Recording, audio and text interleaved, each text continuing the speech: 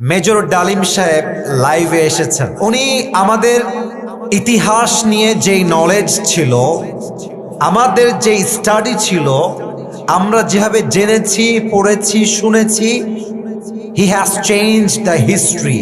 উনি আমাদের ইতিহাসের জানা নলেজকে চেঞ্জ করে দিয়েছেন। আমরা নতুন করে ইতিহাস জানতে পারছি। তবে তার সব কথাই যে সত্য আমি তা বলবো না, আবার সব কথাই যে মিথ্যা তাও আমি বলতে পারবো না।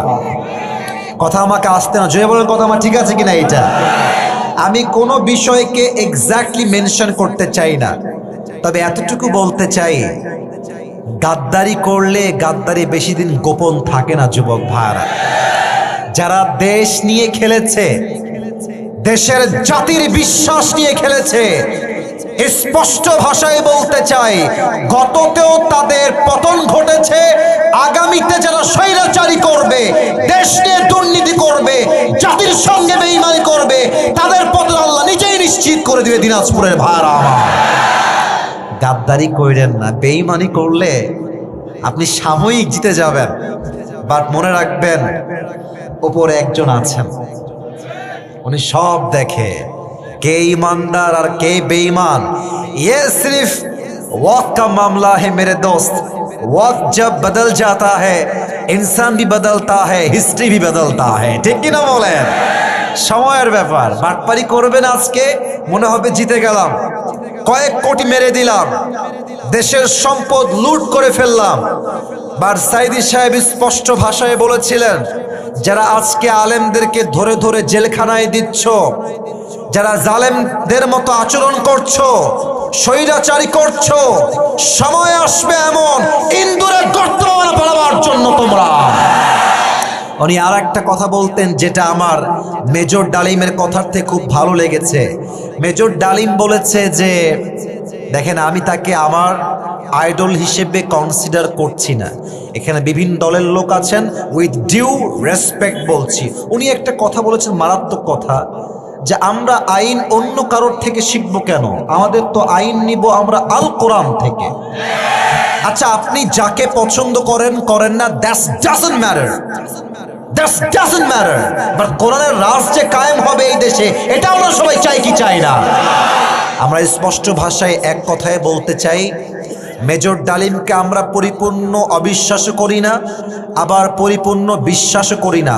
তবে একটা কথা, যারা গাদ্দারি করে পালিয়ে গেছেন, এখান থেকে আগামীতে তাদেরকে শিক্ষা নিতে হবে, যারা আগামীতে এই দেশের ক্ষমতার চেয়ারে বসবে। যদি আপনি ক্ষমতার চেয়ারে বসে আগের ইতিহাসকে ভুলে যান, আপনাকেও আমরা মামুর বাড়ি দিল্লি ভাবতে বাধ্য করবো যুবক ভাইরা আমার। আগামীতে কোনো কথা আমরা চাই না, কোনো বাড়তি কথার কোনো প্রয়োজন নাই। আগামীর দেশ হবে ইসলামের বাংলাদেশ, দিনাজপুরের ভাইরা আমার। আল্লাহ আমাদের সবাইকে ইসলামের বাংলাদেশ গঠন করার তৌফিক দান করে পড়াবে। আর একটা বিষয় আপনারা খেয়াল করেছেন কিনা আমি জানি না, 5 আগস্টের পরে কিন্তু অনেক বিষয় আমরা নতুন নতুন করে ভিন্ন ভিন্নভাবে জানছি, সব বিষয়। যেমন আপনি খেয়াল করেন, আমাদের 3 আগস্ট বা 4 আগস্ট, হয়তো মুরব্বীরাও জানেন, মায়েরাও জানেন, যুবকরাও জানেন, আমাদের ঢাকায় একটা মেট্রো রেল আছে। নাম শুনছেন? আরে ভাই কথা কর, নাম শুনছেন না? আপনারা দেখেছেন মনে হয়, যেখানে একটা সংঘর্ষের কারণে আগুন লেগে গেছিল। তো আমাদের যিনি মাননীয় প্রধানমন্ত্রী কনফার্ম জান্নাতি আমাদের আপা ছিলেন, তো তিনি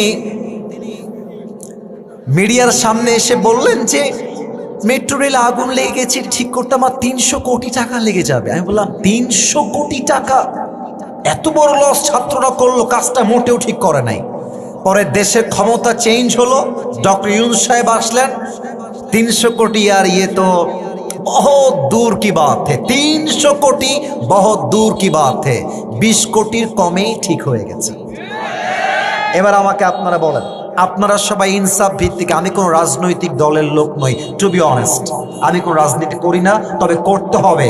রাজনীতি ছাড়া দেশের চিত্র পরিবর্তন করা যাবে না যুবক ভাই। পরে কি দেখলাম, 20 কোটির কমে ঠিক হয়ে গেল। তার মেসেজটা কি পেলেন? এইরকম করে করে করে 300 কোটি নয়, 3,00,000 কোটি দেশের মাটির থেকে বিদেশের মাটিতে পাচার হয়ে গিয়েছে যুবক বার। আগামীতে এই ফকির দেশ আমরা চাই না। আগামীর দেশ হবে উন্নয়নের বাংলাদেশ।